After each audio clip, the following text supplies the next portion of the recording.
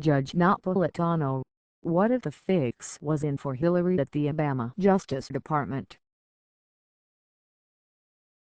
What if the folks who run the Department of Political Justice recently were told that the Republic would suffer if Hillary Clinton were indicted for espionage because Donald Trump might succeed Barack Obama in the presidency?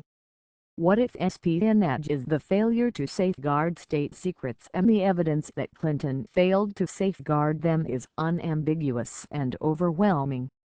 What if President Obama never really liked his former rival whom he appointed as his Secretary of State? What if he had no real interest in seeing her succeed him because he and his wife simply could never trust her? What if, when Clinton suggested to the president that the U.S.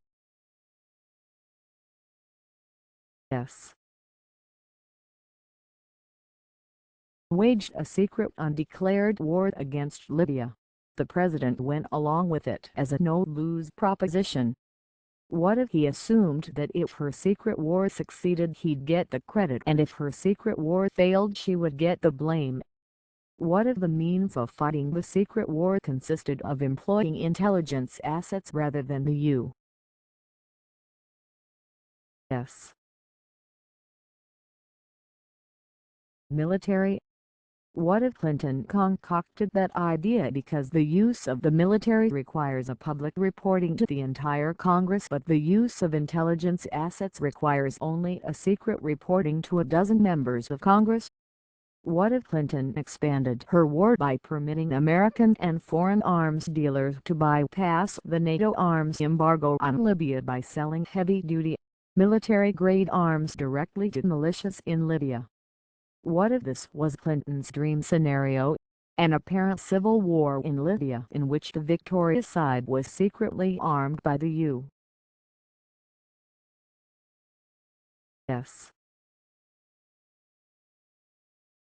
with democracy brought to the country and Clinton the architect of it all? What if the CIA warned Clinton that this would backfire? What if the CIA told her that she was arming not pro-Western militias but anti-American terrorist groups? What if she rejected all that advice? What if providing material assistance to terrorist groups is a felony? What if the Department of Political Justice actually obtained an indictment of an American arms dealer for going along with Clinton's schemes? What if Clinton's secret war in Libya was a disaster? What if she succeeded in toppling the Libyan leader, Muammar Gaddafi, only to have him replaced by feuding warlords who control anti-Western terrorist groups that not only failed to produce democracy but instead produced destruction, chaos, terror, torture and death? What if Clinton managed her Libyan disaster using a non-secure email system even though she regularly sent and received state secrets? What if she sent many emails containing state secrets about her Libyan war to her friend Sid Blumenthal? What if Blumenthal had been turned down for a State Department job by the president himself?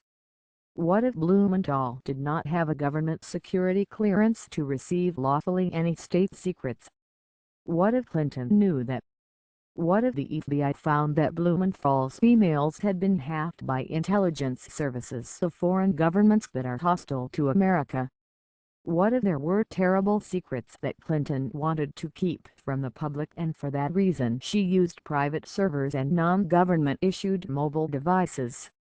What if those terrible secrets involved her enabling the unlawful behavior of her husband and his shoddy, unlawful foundation?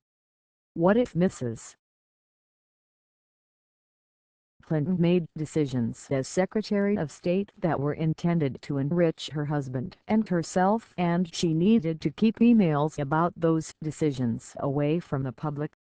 What if the president recognized all this and authorized the FBI to conduct criminal investigations of Mrs. Clinton?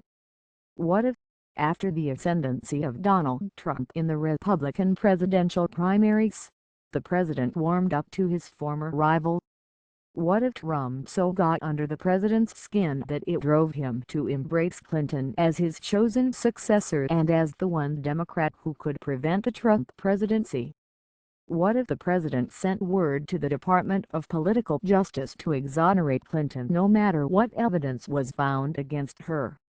What if, in response to that political interference, the FBI investigation of her failure to safeguard state secrets and her corruption took irregular turns?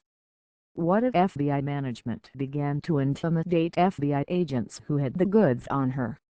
What if FBI management forced agents to sign highly irregular agreements governing what the agents can't tell anyone when it comes to what they learned about Clinton?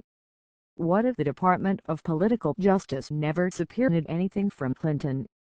What if it never convened a grand jury to seek and hear evidence against her? What if the FBI requires a grand jury to subpoena documents and tangible things? What if it is highly irregular for a major FBI criminal investigation to be undertaken without a grand jury? What if the Attorney General was involved in a publicity stunt with Clinton's husband and then used that stunt as an excuse to remove herself and her top aides from making decisions in the case? What if this was a sham, done so as to make it appear that FBI professionals, rather than someone politically motivated, such as the President or the Attorney General, were calling the shots in the case? What if Hillary Clinton has engaged in espionage and public corruption and FBI agents know that she has? What if they have evidence to prove it but they could not present anything to a grand jury because President Obama wants Clinton, and not Donald Trump, to succeed him in office? What if this blatant political interference with a criminal investigation is itself a crime? What if, midstream in this criminal investigation, the fix was put in? What do we do about it? Andrew P.